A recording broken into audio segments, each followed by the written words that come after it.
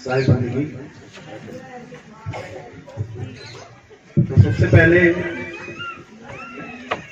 परमात्मा के नाम पे जयकारा लगाएंगे। बोलिए परम पिता परमात्मा की जय हो। सदगुरुवंती छोड़ कबीर साहिब की जय हो। बराग साहिब की जय हो। मदनपति साहिब की जय हो। सभी संतों की जय हो। सभी भक्तों की जय हो। आज के आनंद की जय हो। सकल हंस को बंदगी साहेब बंदगी। तो आज कालवासिया गांव में मूल ज्ञान का प्रचार हो रहा है। बहुत बड़े भाग होते हैं उन जीवों के जो मूल ज्ञान को सुनते हैं और उससे भी ज्यादा बड़े भाग होते हैं उन जीवों के जो मूल ज्ञान को समझते हैं। क्योंकि सुनते तो बहुत हैं, कम से कम 200-250-300 बंदे हैं, सब सुन रहे हैं, लेकिन ये जो सत्संग होगा ये सबकी समझ में नहीं आता, क्योंकि ये समझने वाली चीजें हैं, ये केवल सुनने वाली नहीं है। सुनता तो पूरा देश है, लेकिन समझ बहुत कम लोग पाते हैं। तो ये पवित्र ज्ञान और मूल ज्ञान में क्या फर्क है, आप इसको जब समझ जाएंगे तब आपको ये सत्संग समझ में आने लग जाएगा। पवित्र होता है जितने भी धर्मों में, जितने भी धर्म में, कि कोई भी धर्म हो, उसमें जो कहानियां हैं, किस्से हैं, जो उसमें राजाओं महाराजाओं के बारे में बताया गया, वो राजा ऐसे था वैसे था, ये सारा पवित्र ज्ञान कहलाता है। देवी देवताओं की जो कहानियां हैं वेदों पुराणों में, ये सब पवित्र ज्ञान कहलाता है। जितने भी कोई भी ग्रंथ है उसमें जितने भी 52 अक्षरों की महिमा है वो सब पवित्र ज्ञान कहलाता है। और मूल ज्ञान क्या होता है? मूल ज्ञान होता है आत्मज्ञान। मूल ज्ञान में 52 अक्षरों का खेल नहीं होता है, 52 से न्यारा होता है वो मूल ज्ञान, और उसमें केवल आत्मा का जिक्र होता है। जैसे गुरु ग्रंथ साहब कहता है कि आत्म देव पूजिए गुर के पाए सुहा, कि अगर भाई तुम सच में परमात्मा को पाना चाहते हो तो तुम्हें पहले आत्मा की खोज करनी पड़ेगी। आत्म देव पूजिए, क्योंकि इस दुनिया में एक ही देव है जो पूजा के लायक है, और वो है आत्मदेव। आत्मदेव के अलावा किसी भी देव की पूजा नहीं करनी है। कारण क्या है, क्यों नहीं करनी है? क्योंकि केवल एक आत्मा ही ऐसी चीज है जिसका कभी नाश नहीं होता। आत्मा को छोड़ के कुछ भी है उसका एक दिन नाश हो जाएगा, और जिसका नाश हो जाए वो पूजा के योग्य नहीं होता। इसीलिए कबीर साहब ने कहा कि आत्म ज्ञान बिना नर भटके, कभी मथुरा कभी काशी, और जल में मीन प्यासी, मोहे देखत आवे हासी। कि हम भगवान को, परमात्मा को पाने के लिए कहां भाग रहे हैं? हम मंदिरों में भाग रहे हैं, हम मस्जिदों में भाग रहे हैं, हम गुरुद्वारों में भाग रहे हैं, हम चर्चों में भाग रहे हैं, लेकिन क्या वो वहां पे रहता है? क्या हम मंदिर में जाके भगवान को पा सकते हैं? वहां तो भगवान की फोटो लगी है, केवल कोई मूर्ति लगी है वहां पे।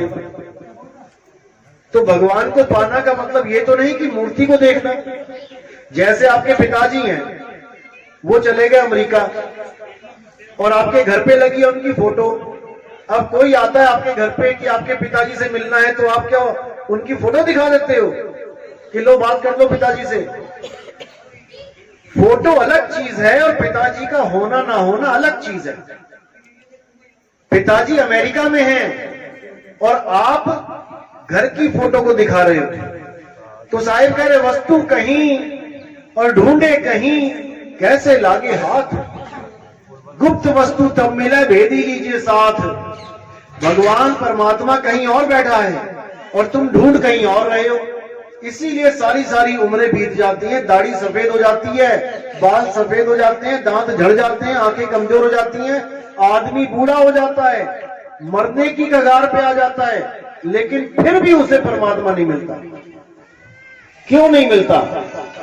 क्या उसने ढूंढा नहीं किया? क्या उसने भगवान को प्रेम नहीं किया? क्या उसने कोई नाम नहीं जपा आज तक?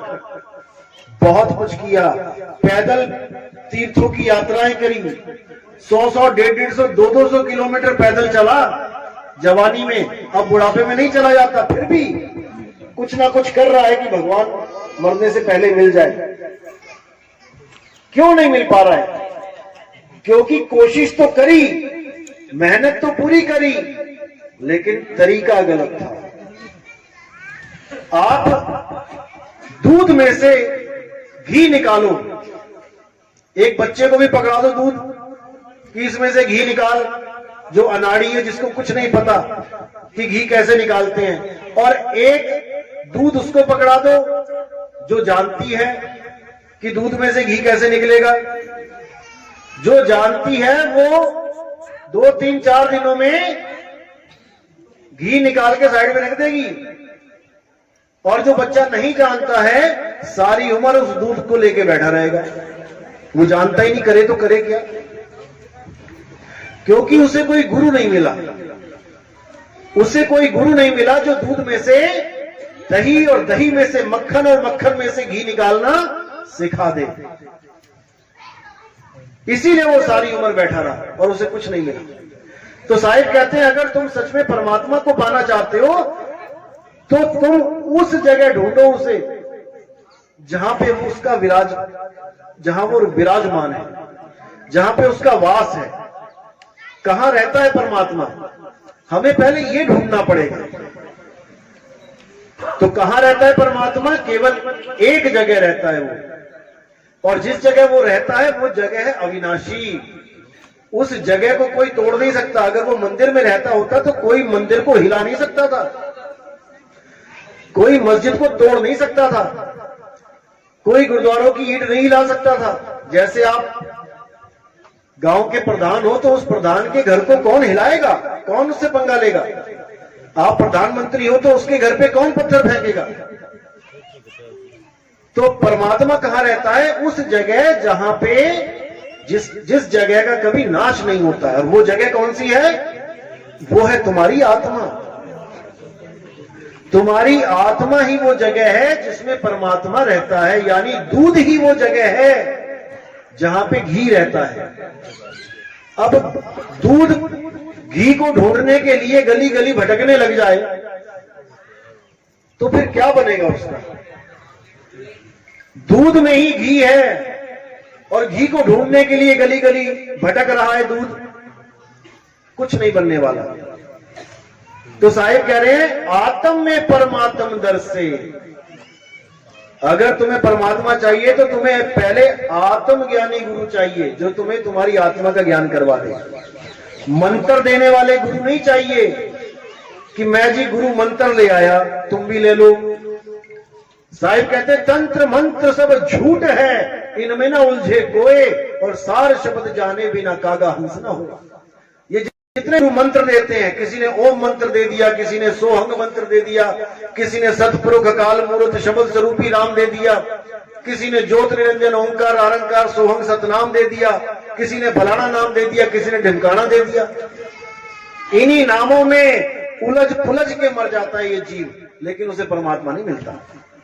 क्यों नहीं मिलता? क्योंकि वो समझ ही नहीं पाया कि मैं लेके क्या आ गया गुरु से। लेने में कुछ और गया था और ले कुछ और लाया। कैसे? जैसे आप बाजार से आलू लेने जाओ, अब आलू वाला आपको आलू तो ना तोले और आपके कान में बोल दे कि बेटा घर जाके आलू आलू जपना। 10 साल जपते रहना, सब्जी बनने वाली नहीं है। क्योंकि तुम वस्तु की जगह वस्तु का नाम ले आए, यानी 52 अक्षर ले आए। 52 अक्षर क्या? ये का खा गा घा पा फा बा रा मा, ये अक्षर उठा के ले आए तुम। अगर ये काखा गागा एबीसीडी ना होती तो कौन सा नाम जपते भाई? बच्चों को पढ़ाया जाता ना बचपन में इस क्लास में, का खा गा घा, ये पूरा कैलेंडर काखा गा वाला पूरा कैलेंडर फाड़ दो, खत्म करो इसको। अगर ये ना होता, क्योंकि एक समय ऐसा था जब ये आदमी पढ़ना लिखना भी नहीं जानता था, ये बोलना भी नहीं, जानवरों की तरह रहता था आदमी, जानवरों का शिकार करता था, फल फूल पौधे खाता था। धीरे धीरे दिमाग विकसित हुआ, धीरे धीरे इसने आग की खोज करी, अक्षरों की खोज करी, धीरे धीरे 52 अक्षरों को खोज के ग्रंथ बना डाले। उसके बाद उन्हीं 52 अक्षरों में से भगवानों के नाम रख लिए, जैसे राम। अब राम अक्षर कहां से आया?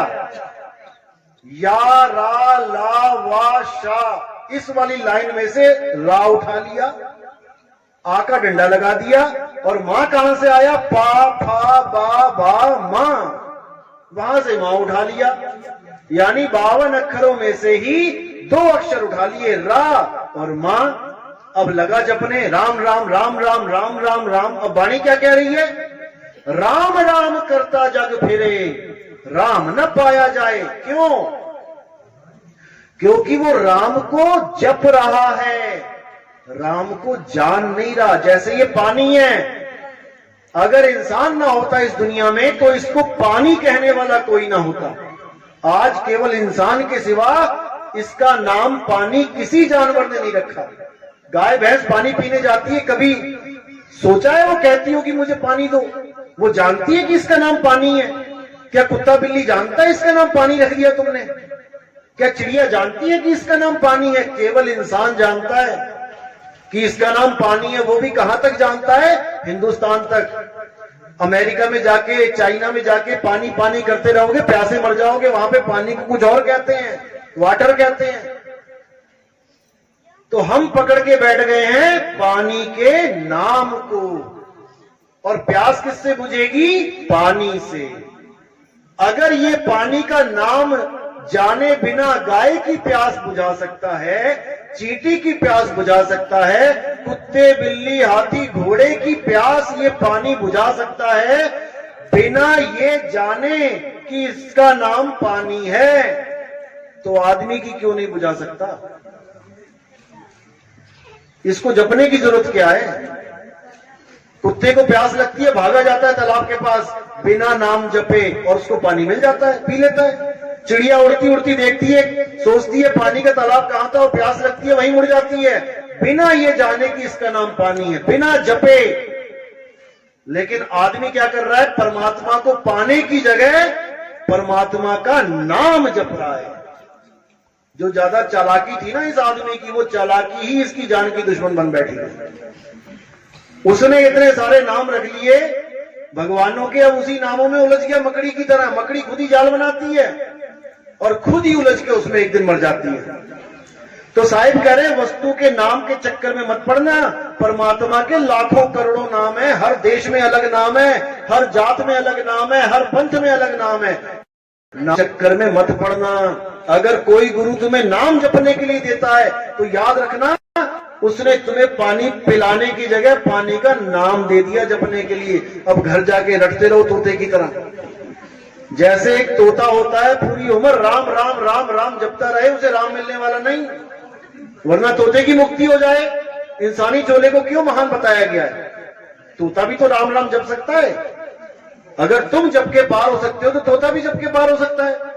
फिर इंसानी चोला क्यों कहते हैं कि 84 लाख जन्मों के बाद एक बार इंसानी चोला मिलाए, अगर इसमें नाम नहीं जपा तो मारे जाओगे। 184 जून सबाई मानस को प्रभदी वड्याई, इस पौड़ी पे जो नर चुके आए जाए दुख पाए। कैसे बचा जा सकता है? नाम जप के तो तोता भी जप सकता है। फिर तो परमात्मा से अरदास करो, हे परमात्मा इंसान के बाद तोते का जन्म दे देना, तेरा नाम जपता रहूंगा मैं। ऐसा नहीं हो सकता, क्योंकि जब तक वस्तु नहीं मिली गला गीला होने वाला नहीं है। वस्तु कहीं और ढूंढे कहीं, कैसे लागे हाथ। वस्तु पड़ी है जमीन के नीचे 100 फुट पानी, और तुम ऊपर बैठ के आंख बंद करके कर रहे हो पानी पानी पानी पानी। क्या वो पानी ऊपर आ जाएगा? कभी नहीं आएगा। उस पानी को पाने का तरीका होता है, गुरु तरीका बताता है। तुम गड्ढा खोदना शुरू करो और 100 फुट के बाद देखो तुम्हें नीचे से जो चीज मिलने वाली है उसको पानी कहते हैं। एक बार भी नाम नहीं जपना पड़ेगा आपको। कुआं खोदते हुए क्या पानी पानी का नाम जपना पड़ता है क्या? जब ट्यूबवेल बोरिंग करते हो तो क्या करते हो? मंत्र जपते हो क्या? पानी पानी पानी पानी। अरे तुम करो तो सही जो बताया गया है। नीचे से खुद फुवारा निकलेगा पानी का, तब तुम्हें समझ में आएगा कि क्या बोलते थे संत। साहिब कहते नाम है जप में, नाम है तप में, ना एकांत निवास में। अरे मोह को कहां ढूंढे रे बंदे, मैं तो तेरे पास में। कहां जप जप के चक्कर में पड़ गया। ये अक्षर ना होए तो किसी भगवान का नाम नहीं ले सकते आप, किसी जात का नाम नहीं ले सकते। मैं राजपूत, मैं पंडित हूं। राजपूत का रा कहां से आया? पंडित का पा कहां से आया? बाणिये का बा कहां से आया? इन्हीं 52 अक्षरों में से आए हैं। ये 52 अक्षर खत्म कर दो, सबकी जात पात खत्म हो जाएगी। कभी किसी कुत्ते को देखा? ये ब्राह्मण कुत्ता है, ये क्षत्रिय कुत्ता है, ये ऊंची जात का कुत्ता है, ये नीची जात का कुत्ता है। ये जात पात, ये सब 52 अक्षरों का खेल है। 52 अक्षर खत्म कर दो, हिंदू का हा नहीं रहेगा, मुसलमान का मां नहीं रहेगा, सिख का सा नहीं रहेगा, ईसाई का ई नहीं रहेगा, सब खत्म। अब हो जाएंगे सब एक। जैसे इस पानी को बिना झगड़ा किए सब पी लेते हैं सुबह से शाम तक। कोई लड़ता है कि मेरा पानी बड़ा है, मेरा जल बड़ा है, मेरा वाटर बड़ा है, मेरे पानी से ही गला गीला होगा, तेरे वाटर से नहीं होगा? कोई नहीं लड़ता। क्यों? क्योंकि सबको पता है कि इसके नाम में कुछ नहीं रखा, इसको पीने से गला गीला होगा। क्योंकि सब जानते हैं कि ये पानी है, इसका स्वरूप जानते हैं। लेकिन परमात्मा को कोई जानता नहीं है, केवल झगड़ा कर रहे हैं उसके नाम पर। अल्लाह बड़ा है, वाहेगुरु बड़ा है, गॉड बड़ा है। भैया देखा है कभी? कितना बड़ा है, कितने फुट का है, कितने इंच का है? कभी नापा है उसे? बड़ा कैसे हो गया? केवल नामों की लड़ाई है यहाँ पे, 52 अक्षरों की लड़ाई है। तो कबीर साहब कहते हैं 52 अक्षर जीव आधारा, आदि अक्षर जी भ्यासे न्यारा, वाही को सत सिमरण कहिए, सिमर सिमर न उतरो पारा। इन 52 अक्षरों की लड़ाई को खत्म कर दो, छोड़ दो। कोई भी नाम जपते हो छोड़ दो। अब पूछो गुरु से कि क्या है तुम्हारे पास? मैं नाम नहीं जपूंगा, मैं कान वाला हूं, मैं सुन सकता हूं, तुमने मुझे नाम दे दिया। मैं बहरा होता तब तुम क्या नाम देते? यानी परमात्मा बहरों को नहीं मिलेगा। अगर तुम बहरे होते, सुन ना सकते, तो कौन सा मंत्र लेके आते गुरु से? अगर तुम अंधे होते, कई लोग अंधे चेलों को नाम नहीं लेते, कहते तुम गुरुजी को देख नहीं सकते, तुम उनका ध्यान कैसे करोगे भाई? अरे गुरुजी का ध्यान करना है क्या? मैं पानी लेने गया था कि मुझे पानी मिल जाए दुकान पे, और दुकानदार कह रहे तुम अंधे हो, तुम्हें पानी नहीं मिल सकता। अरे भाई मेरी आंखों से और इसका क्या लेना देना? मेरे मुंह में पानी डालो, मैं पानी लेने आया हूं, मैं तुम्हें देख के क्या करूंगा? क्योंकि सब भगवान बनना चाहते हैं, सब गुरु परमात्मा बनना चाहते हैं कि मेरी शक्ल का ध्यान करो। मैं लेने आऊंगा तुम्हें लास्ट में, अंत समय में। उनसे जाके एड्रेस पूछ लेना अपना कि बाबा जी मैं आया हूं, मुझे एड्रेस बताओ मेरा कहां से हुए, तो मुझे अंत समय में लेने आओगे। तुम्हें पता तो हो कि एड्रेस कहां पे है। तुमसे आधार कार्ड ले लेके छापते हैं वहां पे कि ये फलाना इस गांव से आया है, उसका एड्रेस यही है। तुम क्यों मांग रहे हो जब तुम ही लेने आओगे? तुम बताओ मैं कहां से आया हूं। तो ऐसे मूर्ख बनाते हैं ये लोग। अब करना क्या है आपने? कबीर साहब क्या कह रहे हैं? 52 अक्षर लोक त्रय, सब कुछ इन्हीं माही, और ये आखर खिर जाएंगे, वो आखर इनमें नहीं। वो परमात्मा का असली नाम इन 52 अक्षरों में नहीं है। जो नर पड़े 52 के चेहरा, सो नर जानो काल के चेहरा। एक बाबा जी ने काल बना दिया सीमेंट का बड़ा सा, उसमें सरिये सी वो लगा दी, जंजीरें, कि हमने काल को पकड़ लिया। अरे भाई काल को समझते हो? काल क्या चीज है? मृत्यु का नाम है काल। जो कहते हैं रावण का काल कौन था? राम था। कंस का काल कौन था? कृष्ण था। तुम काल को कैसे पकड़ सकते हो? तो साहिब कह रहे हैं आखिर वो काल के दूत कौन है? जो नर पड़े 52 के फेरा, सो नर जानो काल के चेरा। जो भी गुरु तुम्हें 52 अक्षरी नाम देके ये कह दे बेटा अंत समय तक जपते रहना, जपते रहना, जपते रहना, वही काल का दूत है। जब 52 का टूटे डोरा, सहजे छूटे काल झकोरा। फिर नहीं आए, फिर नहीं जाए, उस सार शब्द में रहे समाये। उसके बाद सार शब्द में तुम्हारा वास होगा। तुम सदा सदा के लिए इस जन्म मरण से न्यारे हो जाओ। तो बचने का एक ही रास्ता है, मनुष्य चोले में बच सकते हो, सार साधना करके बच सकते हो। उसके लिए क्या करना पड़ेगा?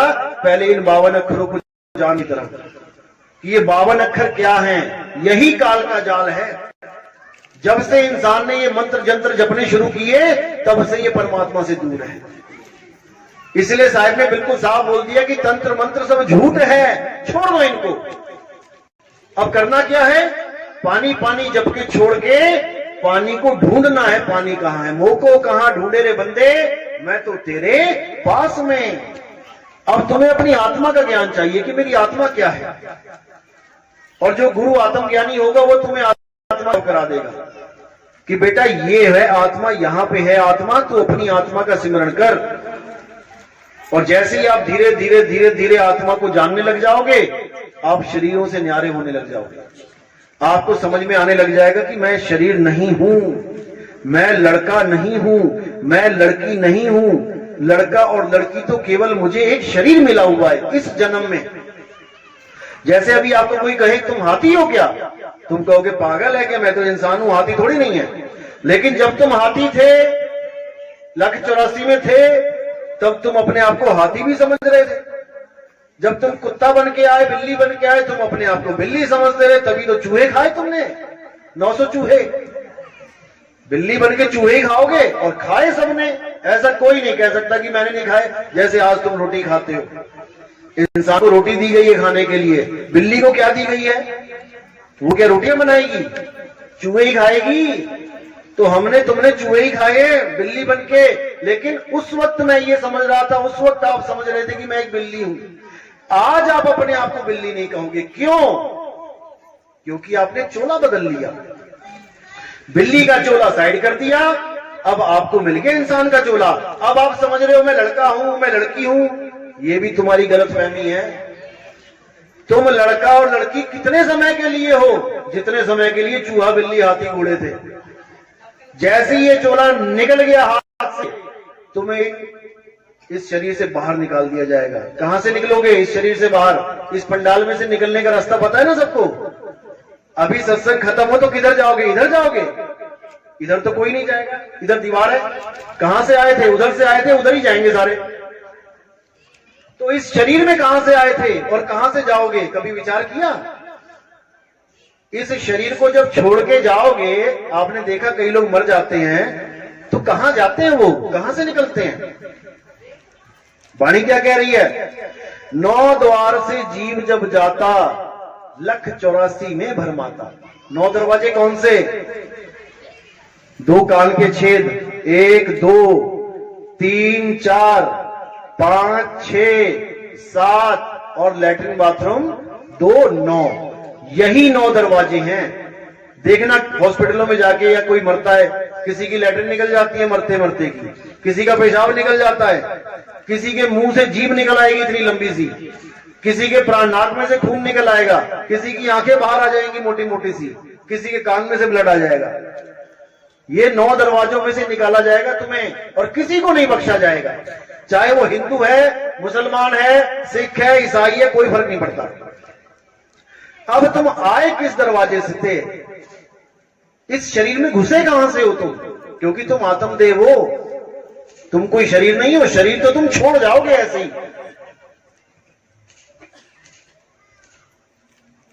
कैसे छोड़ जाओगे? जैसे एक आदमी था, किसी के घर गया, उसको कुछ पैसे उधार दिए हुए थे। उसके घर गया तो उसका लड़का दरवाजे में बैठा हुआ था। उसको पूछा पापा कहां हैं? उसने कहा पापा सो रहे हैं अंदर, लेटे हुए हैं। उसने देखा अंदर चारपाई पे लेटे हुए थे। तो वो कहता चलो सोने दो, मैं कल आऊंगा। वापस चला गया। अब कल आया, अगले दिन आया। अब लड़के से पूछा पापा कहां है भाई? तो पापा जी जमीन पे लेटे हुए थे, बिस्तर पे कल थे और आज जमीन पे लेटे थे। तो उसने बोला पापा कहां है? तो वो बोला पापा तो चले गए, हमें छोड़ के चले गए।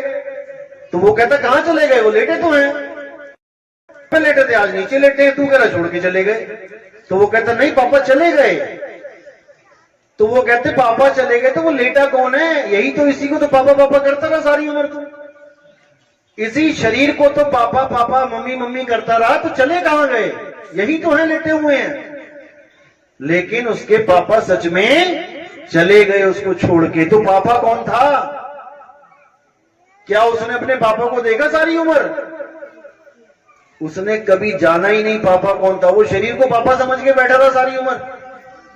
जैसे आपको कार मिल जाए चलाने के लिए और आप खुद को ना जान के कार को अपना स्वरूप मानने लग जाओ।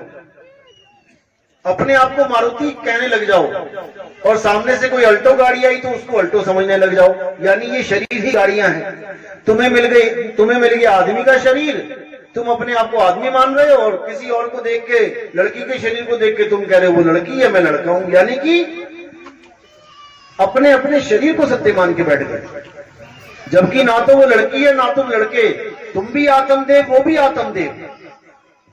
इसी प्रकार पापा जो थे वो आत्मदेव थे, वो चले गए, और लड़के ने कभी पापा को नहीं देखा, सारी उम्र रह लिया उसके साथ, अपने पापा के स्वरूप को ही नहीं जान पाया वो मेरे पापा कौन थे। शरीर को पापा पापा करता रहा, अंत में शरीर पड़ा हुआ ही नीचे, वो कह रहा पापा चले गए।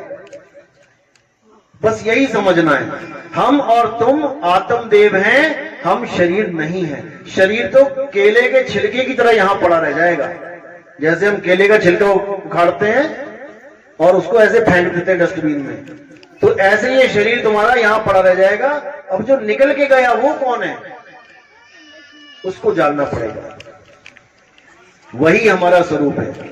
मां बेटे का स्वरूप नहीं पता, बेटे को बाप का स्वरूप नहीं पता, बाप को लड़की का स्वरूप नहीं पता, बस अपने अपने शरीरों को देख के सोच रहा है ये मेरा पापा है, ये मेरी मम्मी है, ये मेरा भाई है, ये मेरा चाचा है, जबकि कुछ भी नहीं है। ये केवल मटके हैं पानी, जैसे मिट्टी के मटके होते हैं ना, किसी ने मिट्टी से सुराही बना दी, किसी ने मटका बना दिया, किसी ने कुछ बना दिया, मिट्टी के भांडे हैं। मिट्टी को देख देख के पहचान रहे हैं, ये फलाने की मिट्टी है, फलाने की मिट्टी है, फलाने की, इसका ये नाम है, इसका ये नाम है। शरीरों में उलझे पड़े हैं। अब शरीरों से ऊपर उठना पड़ेगा। शरीरों से ऊपर उठने के लिए क्या करना पड़ेगा, आत्मा को जानना पड़ेगा। तो कबीर साहब ने और बाकी संतों ने आत्मा को ऊपर रखा है हमेशा। देही ज्ञान सब जगत बखाने, विदेही ज्ञान कोई बिरला जाने, ध्यान विदे और नाम विदेहा, दो लख पावे मिटे संदेहा।